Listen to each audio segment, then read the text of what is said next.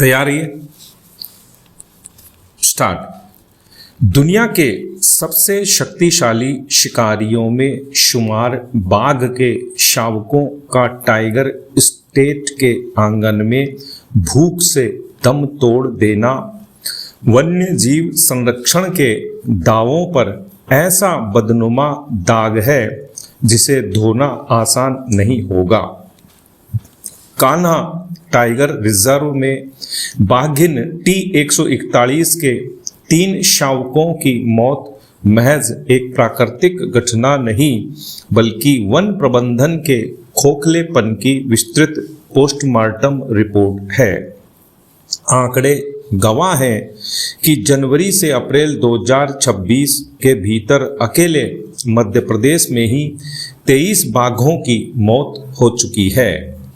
इसके बावजूद वन अधिकारियों के चेहरे पर कोई शिकन नहीं है।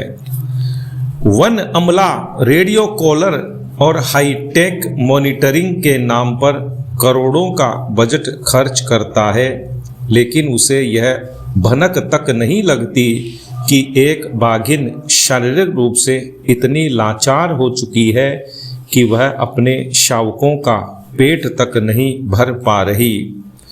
रेडियो कॉलर केवल सिग्नल देने के लिए नहीं बल्कि संकट के समय रेस्क्यू के लिए होते हैं।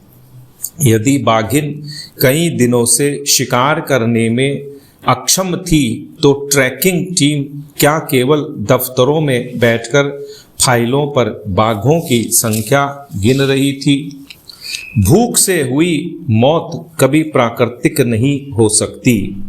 यह स्पष्ट रूप से प्रशासनिक अक्षमता और निगरानी तंत्र की विफलता है।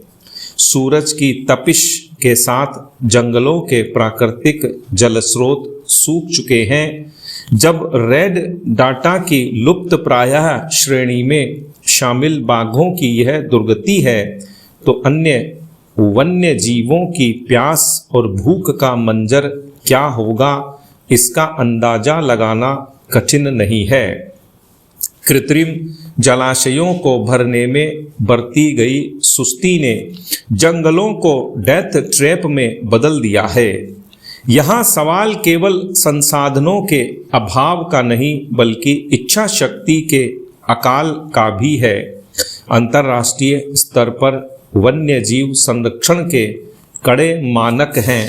अफ्रीकी सवाना मॉडल में सूखे के दौरान सोलर पंपों से भूजल निकालकर वन्य जीवों के लिए जीवन सुनिश्चित किया जाता है।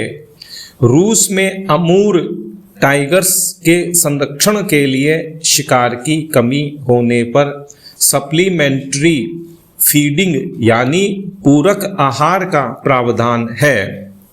भारत ग्लोबल टाइगर फोरम का अग्रणी सदस्य है।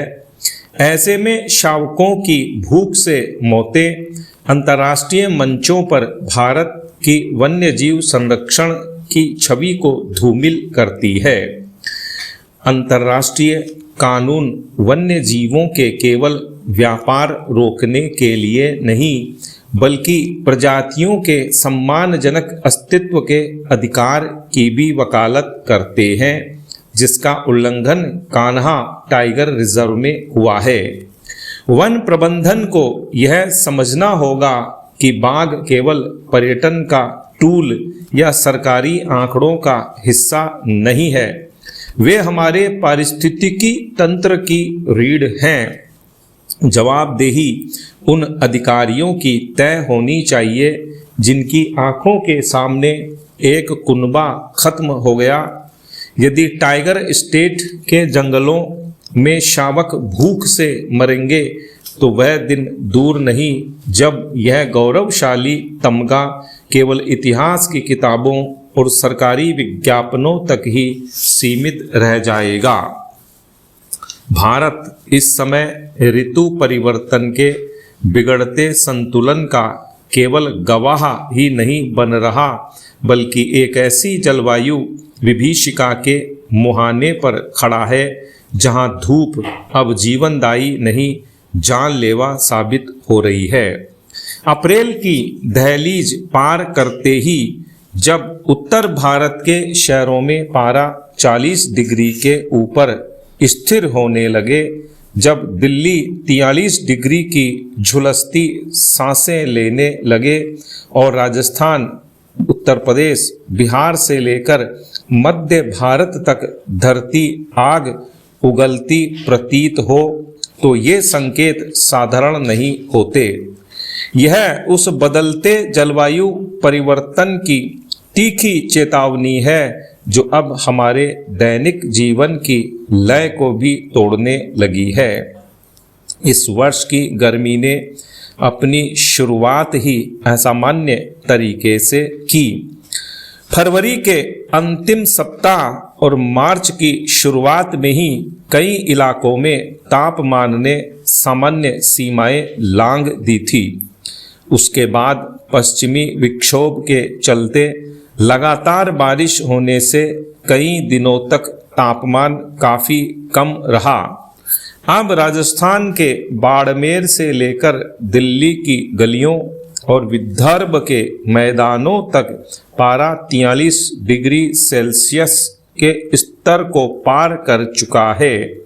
यह केवल बढ़ते तापमान का आंकड़ा नहीं है, बल्कि यह एक गहराता सार्वजनिक स्वास्थ्य संकट और आर्थिक चेतावनी है। संकेत स्पष्ट हैं कि इस वर्ष लू का प्रकोप अधिक लंबा, ज़्यादा तीव्र और बहुत व्यापक होगा। मौसम विभाग और पृथ्वी विज्ञान मंत्रालय के ताज़ा आंकड़ों ने एक डरावनी तस्वीर पेश की है। अध्ययन बताते हैं कि 1981 से 2000 के बीच लू की औसत अवधि जहां 2.5 से 5.5 दिन थी, वहीं 2001 से 2020 के बीच यह बढ़कर 8.5 दिन तक पहुंच गई। लू का भौगोलिक दायरा भी 11.9 लाख वर्ग किलोमीटर से फैलकर 18.1 लाख वर्ग किलोमीटर हो चुका है। यह विस्तार बताता है कि जलवायु परिवर्तन अब भविष्य की आशंका नहीं, वर्तमान की कड़वी हकीकत है। हमारे शहर आज कंक्रीट के जंगलों में तब्दील हो चुके हैं, जो दिन भर गर्मी सोखते हैं और रात में उसे मुक्त करते हैं, जिससे अर्बन हीट आइलैंड का प्रभाव पैदा होता है।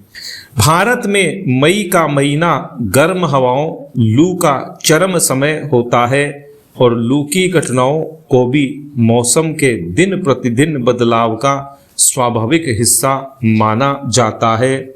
लेकिन चिंता की बात यही है कि लू की तीव्रता लगातार वर्ष दर वर्ष बढ़ रही है। पिछले करीब 1.5 दशकों में 2009, 2010, 2016, 2017 और 2022 भारत में रिकॉर्ड किए गए 5 सबसे गर्म वर्ष रहे। विराम।